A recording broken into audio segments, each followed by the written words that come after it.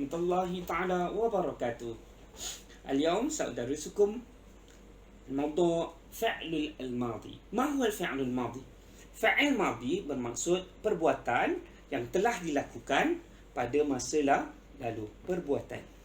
Fa'il itu sendiri bermaksud perkara ataupun perbuatan. Madi bermaksudlah lalu. Baiklah, kita teruskan dengan contoh-contoh fi'lul madi. Contoh perbuatan, seperti mana juga dalam bahasa Melayu, perbuatan adalah satu perkara yang dilakukan oleh seseorang ataupun sesuatu. Contohnya, makan. Akala, makan. Duduk. Jalasa, duduk. Qama, berdiri. Rakiba, menunggang. Baiklah.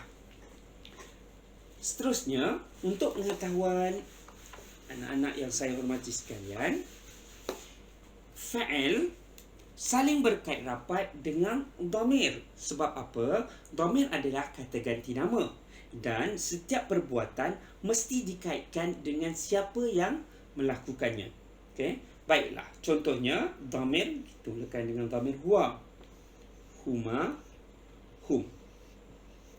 Ini adalah untuk lil ghaib, ya, untuk bermaksud dia, mereka berdua, mereka tiga ke atas. Baik, contohnya kita ambil makan dulu, yang paling mudah, ataupun duduk. Perkataan contoh, perkataan jalasa dimulakan dengan huwa jalasa. Maksudnya dia telah duduk.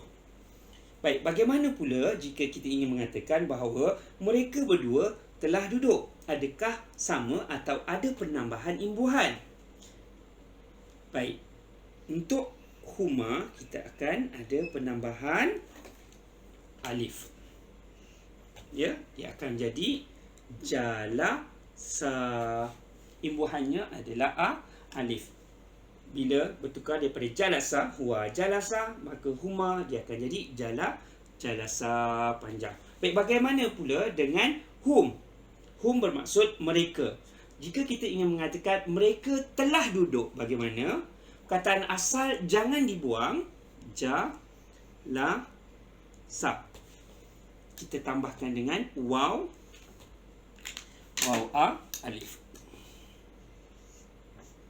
Okey, maka apabila waw sini dia jadi berbaris dhammah. Jalasu. Baik. Seterusnya, kita pergi kepada dhamir yang seterusnya, iaitu dhamir hiya. Jika kita ingin mengatakan bahawa dia telah duduk, ya, kita habiskan huma, hunna. Baik. Bagaimana? Adakah ada penambahan?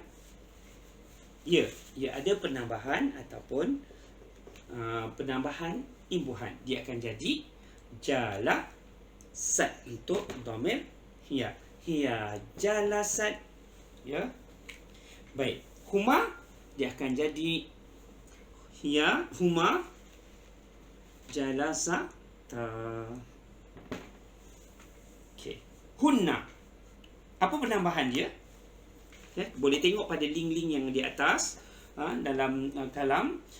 Dia akan tunjukkan. Cuma yang ini saya tunjukkan secara live. Okey. Jalasna. Okey. Kita kena buang ni. Baris mati. Jalasna. Okey. Kita ingin mengatakan dia telah duduk. Dia berdua telah duduk. Ini menunjukkan huma untuk dua orang perempuan. Hunna, mereka. Jalasna, hunna jalasna, mereka perempuan telah duduk. Baik, kita teruskan dengan dhamir yang seterusnya, iaitu dhamir lil mukhatab. Okey, baik. Apa dhamir lil mukhatab? Anta. Baik, boleh ingat anta apa maksudnya? Kamu. Untuk lelaki atau perempuan? Lelaki. Antuma. Antum. Baik. anta, antuma, antum. Ini kena ingat balik ni masa kita belajar masa beginners dulu. Baik, adakah penambahan pada ni? Ya. Ya, tetap ada untuk ada perbezaan antara setiap dhamir. Maka bila anta dia jadi apa? Apa penambahan dia? Penambahannya adalah ta. Yang mutaharikah, yang berbaris. Jalas, jad mati, jalas, ta. Baik, dalam ujian ke kalau ada soalan berkenaan dengan dhamir, baris tidak digalakkan untuk pelajar tulislah, biarkan begini. Jalas tak, baris tak payah. Untuk keselamatan masing-masing lah. Baik, antuma jalas, jadi jalas tu tuma. Sini mati, jalas tu ma. Antum jalas tum. Penambahan dia kena hafal ya, untuk kita bezakan. Untuk kita katakan kamu telah duduk, anta jalasta. Antuma jalastuma, kamu berdua telah duduk. Antum, kamu semua telah duduk. Perkataan asal jalasa jangan sekali-kali diubah. Ini adalah perkataan asal yang tidak perkataan root word yang jangan diubah. Yang hanya diubah atau ditambah hanyalah pada hujungnya untuk menunjukkan kaitan dengan dhamir yang hendak dinyatakan. Baik, seterusnya kita pergi kepada anti. Kita tukar je sini. Anta sudah, anti. Anti adalah untuk perempuan.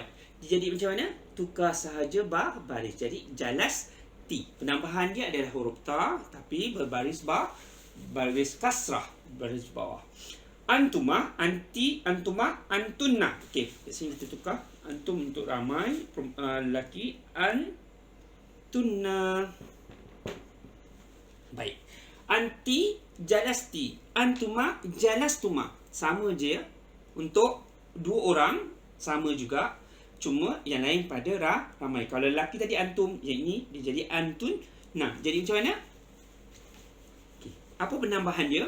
Sama juga, dia akan jadi jalas tunna. Baik. Okay. So, kita akan pergi kepada yang seterusnya, iaitu dhamir al-mutakallim.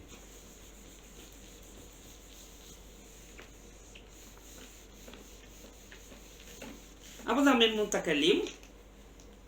Ana. Okey. Bagaimana kita nak kata ana, saya telah duduk? Perkataan asal mesti ingat ja, la, sa. Okey, ja, la, sa.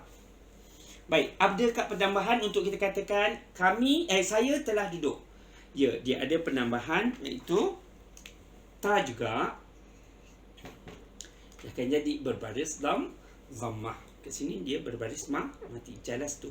Jika kita kata aku telah duduk, ataupun contoh lain saya bagi, contohnya akala. Akala adalah perkataan asal untuk perkataan makan, root word makan. Akala maksud telah makan. Jika kita kata saya sudah makan, dia akan jadi penambahannya hanya perlu ditambah di hujungnya, akal tu. Ana akal tu. Contohlah mak kata akal tak, dia tanya akal tu, aku telah makan. Okey, baik. Kita teruskan pada dhamir yang terakhir, iaitu nahnu. Ma makna nahnu? Cuba ingat balik.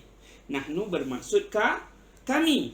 Kalau kita ingin menyatakan bahawa kami telah makan, apa dia punya imbuhan dia? Jalas na. Penambahannya di sini.